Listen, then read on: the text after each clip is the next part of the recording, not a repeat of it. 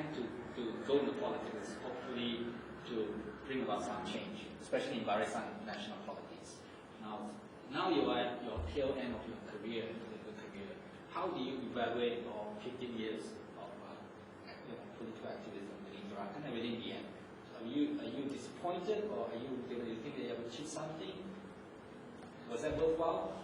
I became active in politics actually as far back as 1982, and that was in response to the Chinese education movement's exhortation to all to support its move to put two candidates, Kechuting Kepong and Kochukun in Tanjung, because they felt that they have to try out this new strategy of putting their supporters within the Barisan in the hope of changing Barisan from within. But I think after a short while, after one term, some of them have already given up on us. Basically those who answered their call and who joined Gerakan and continue to stay in Gerakan. I think after one term, meaning by 1986, I think many of them had already switched their support to the opposition, and I think they felt that a two-party system might be a better way. You know. But what be that as it may, between 82 to 86, they managed to resolve the 3M issue or the 3R issue. So I think in terms of attaining the short-term goal of resolving that, which they reckon, if not resolved, would have affected adversely the character of Chinese primary schools. I think that was achieved. Whether it was entirely because of those of us who joined Gerakan, I dare not say, but the matter was anyway resolved. Okay, now in reply to your question, okay, now actually when we first joined, there were a few objectives. One was to bring voices of moderation to the Barisan. Already it was quite obvious that race-based politics was dominant, what with NEP and so forth. So there was a strong need that maybe there should be people going in to act as voices of moderation, to caution up, that maybe they should not go overboard, in pursuit of race-based politics. That was one.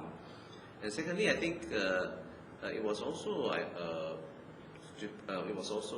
proposed that we should actually continue to have links with the Chinese education movement, with all other NGOs and other constituency entities within civil society, to keep in touch with them, to hear their voices, and to articulate them from within whatever avenues there are within the Barisan Nasional.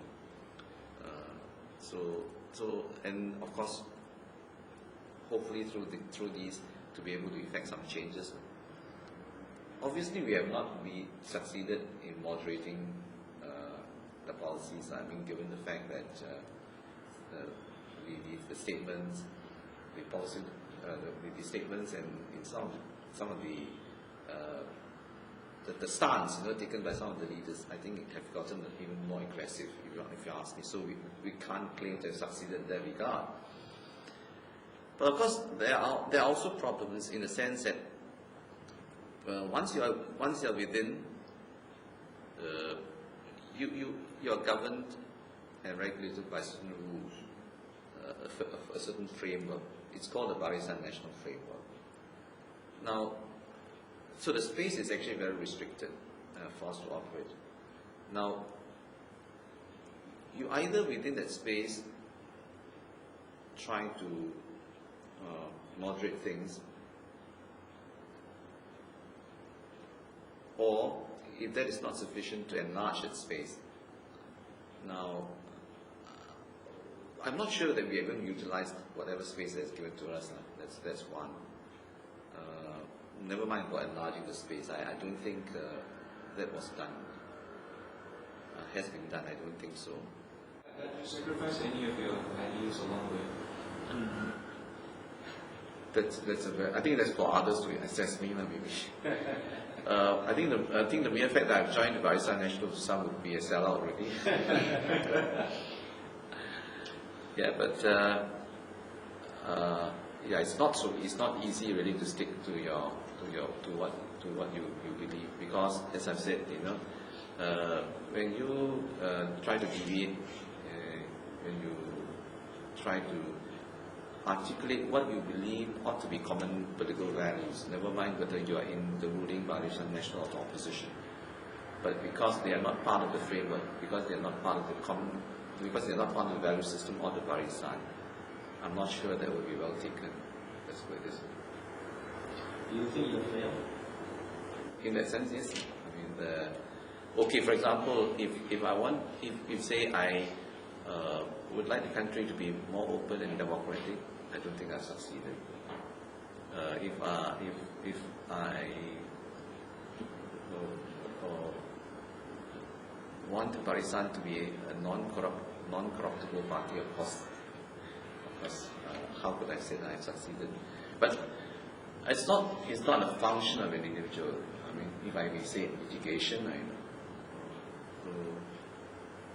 there has got to be a force, but I'm not sure whether the force is there, and even if there is, I'm not sure it's strong enough. So that's basically my contention. Of course, we try to remember what we have stood for, and we try to stand by it. But I think there are difficulties, to be very honest with you. It's not easy. Ultimately, do you support the one-party system? Well, I do, and I feel that that will be the ideal, but I'm not sure that that is achievable now, and I'm not sure that that's achievable in the short or even in the medium term, given the fact that I think the main ideological line of the main parties, i.e. UMNO especially, and then MCA and MIC, is essentially pursuing the racial line, which is the line of protecting the interests of their own ethnic groups, and within their own ethnic groups, even certain class interests as well.